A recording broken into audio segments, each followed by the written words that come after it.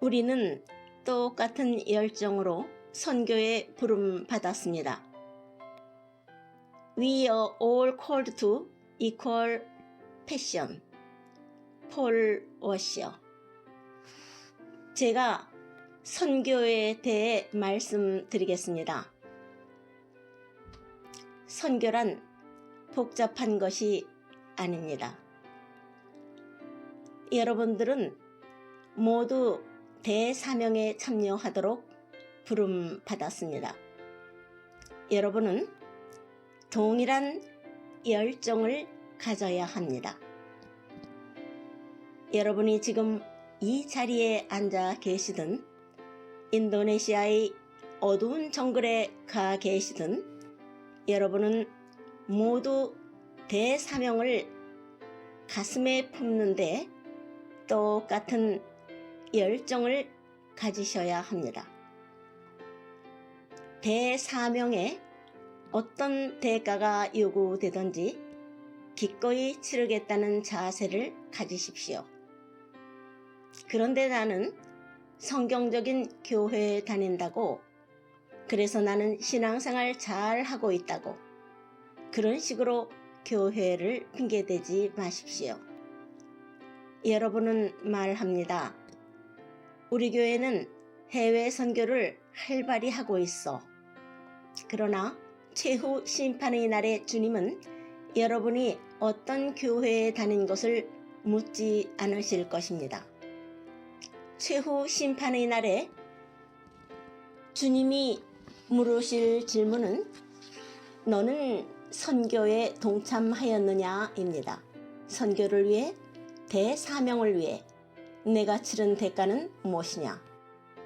많은 사람들은 생각하기를, 또 사역에서도 마찬가지인데, 자기들의 영성이 어느 수준에 올라가면 그때부터 주님을 섬기기 시작하겠다고 합니다. 이런 사람들은 결코 주님을 섬길 수 없습니다. 우리는 예수 그리스도를 믿는 순간에 의롭다함을 받았습니다. 칭의 받았습니다. 그 칭의 다음에는 성화의 과정으로 들어갑니다. 여러분이 믿은 순간, 여러분이 의롭게 된 순간, 여러분은 섬길 수 있게 된 것입니다.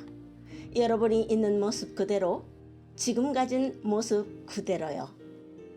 구원받은 후 당신은 주님과 함께 동행하기 시작합니다. 주님을 따르기 시작합니다. 신앙의 경주를 달리기 시작합니다. 그가 참 기독교 신앙을 가진 거듭난 신자라는 뚜렷한 표시는 죄를 하나도 안 짓는 완벽성이 아니라 점진적 성장입니다. 믿음과 신앙이 계속 위로 향해 전진하는 것입니다. 계속 나아가는 것입니다. 진정 회심한 사람에게서 나타나는 것은 예외적으로 찰스 스펄전, 로버트 머리 맥체인 같은 큰 인물이 될 수도 있겠지만 그런 경우는 극소수이고 대부분은 회심하면 그 해로부터 신앙 성장을 시작하는데 아주 느리게 성장해 나갑니다. 우리는 그 점을 보면서 깨닫습니다. 비록 느리더라도 이 사람은 진정 회심했다고요. 그는 회심했고 칭의 받았는데 그 순간부터 그들은 매우 천천히 움직입니다. 그렇지만 확실히 성장합니다. 그들은 성화 속에 자라가는데 성숙해지는데 3걸음 전진하지만 2걸음 후퇴합니다. 그러나 그들은 느리면서도 성장합니다. 제가 성도들에게서 보기 원하는 모습은 이것입니다. 많은 경우 하나님이 사용하시는 남자나 여자를 볼 때 여러분은 스스로에게 이렇게 말할 것입니다. 저들은 어느 수준의 영적으로 높은 수준에 도달했어. 그래서 하나님이 저들을 사용하시는 거야. 절대로 그렇지 않습니다. 그들은 그저 순종해서 따르고 있는 것입니다. 자기 신앙 수준이 어리든지 높든지에 관계없이 그들은 계속 따르고 행하고 있는 것입니다. 그들은 신앙이 어릴 적부터 계속 순종해 왔습니다. 그런데 만약 지금 신앙이 성숙한 중에 만약 그들이 불순종한다면, 주님과 동행하지 않는다면, 주님이 명하시는 일에 순종하지 않는다면 그들은 성숙해도 하나님께 쓰임받지 못할 것입니다. 그러나 그들이 지금처럼 하나님께 존귀하게 쓰임받는 그릇이 된 것은 그들은 자기가 가진 것에 신실한 청지기가 되었습니다. 몇 달란트 받은 것에 관계없이 청지기로 신실한 삶을 살았던 것이죠.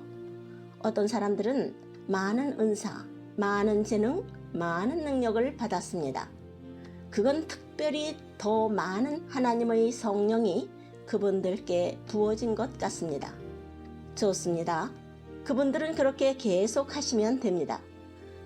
그러나 우리 같은 사람들은 그렇게 성장이 빠르지 않습니다. 우리 같은 사람은 좀 아둔한 것 같습니다. 우리는 밭을 가는 말 같습니다. 한 발자국씩 터벅터벅 느리게 움직입니다. 만약 그런 사람이라면 한 걸음씩 천천히라도 움직이면 됩니다. 단지 이것을 깨달으십시오. 여러분이 어떤 수준의 영성에 도달하기까지 기다린다면, 그 후에 기독교 사역 전쟁터에 뛰어들려 한다면 여러분은 결코 사역에 영영 뛰어들지 못할 것입니다. 그러므로 지금 시작해야 합니다. 여러분 스스로 성경적 교회에서 그 수풀을 가림막으로 해서 스스로 숨지 마십시오. 여러분은 하나님 앞에서 책임을 질 때가 있습니다. 여러분 중 일부는 여러분 존재의 속 내면이 완전히 흔들려야, 즉 회개로 깨어져야 합니다. 여러분은 잠으로부터 깨어나야 합니다. 제발 제가 간청합니다. 제 말을 심각하게 받으시고 두려움으로 행하십시오. 두려움으로 떠십시오. 깨달으십시오. 많이 받는 자에게는 많이 요구하실 것을. 제가 여러분 개개인 신자께 묻습니다. 당신은 평생 하나님을 섬기는 일에 더욱 전진하고 있습니까? 아니면 그저 정체되어 있습니까? 당신이 정체되어 있다면 회개하십시오. 회개하십시오. 당신이 정체하고 있음을. 그렇게 성장의 감에 있어서 여러분은 이렇게 생각할 수 있는데요. 나는 좋은 교회에 다니고 있는데 하나님의 말씀이 선포되는 교회야. 그것은 심판날에 여러분과 아무 상관이 없습니다. 그때 심판대에서 문제가 되는 것은 그 선포된 말씀에 당신이 어떻게 반응, 순종했느냐 하는 것입니다. 그것은 당신의 실제적이며 실천적인 봉사로 증명될 것입니다. 먼저 당신의 가정에서 봉사, 둘째 당신의 지역사회에서 직업 및 자원봉사로 섬김, 셋째 지역교회에서 봉사, 다음은 교회를 통한 세계를 섬김으로 증명될 것입니다. 어느 현명한 선교사명 선언문은 이렇습니다. 우리가 영원히 받을 상급을 즐거워합니다. 그런데 그 상급을 쌓을 시간은 지상의 순간, 짧은 자기 일생입니다. 제가 신학교를 졸업하고 페루로 간 것이 마치 어제 같습니다. 지금 저는 49세인데 1961년생, 2010년 설교, 내일이 되면 저는 75세가 되어 있을 것입니다. 시간이 그리 빨리 흐릅니다. 무서울 정도로요. 은퇴하신 분들은 그리스도께서 여러분이 은퇴해서 골프나 치면서 살도록 하지 않으십니다. 주님은 이제 여러분이 섬기기를 원하십니다.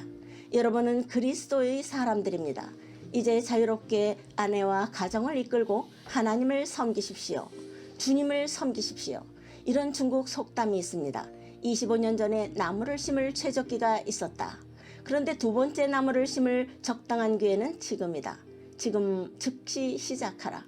그 속담 뜻은 과거에 하지 못한 일을 회개하고 과거의 기회를 놓친 것을 너무 자책만 하고 있지 말고 지금 다시 시작하라입니다.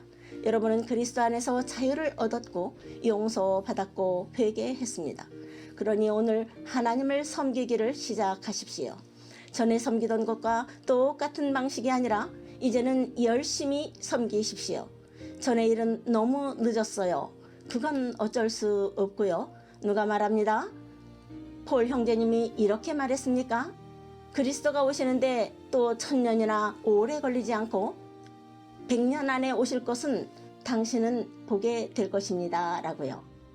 주님이 구름 타고 재림하시거나 당신이 죽어서 천국에 가시거나 둘은 똑같습니다. 그러니 최후의 심판대가 우리 각자에게 먼 미래의 일이 아닙니다. 여러분 중에 연로하신 분들은 깨닫습니다. 죽음이 가깝다는 것을요. 10년, 15년, 20년 남았습니다. 혹은 그보다 작게 남았을 수도 있죠. 여러분은 임종의 순간 나는 후회 없이 살았기를 원하십니다. 그렇다면 오늘 그리스도를 위해 사십시오. 할렐루야. 아멘.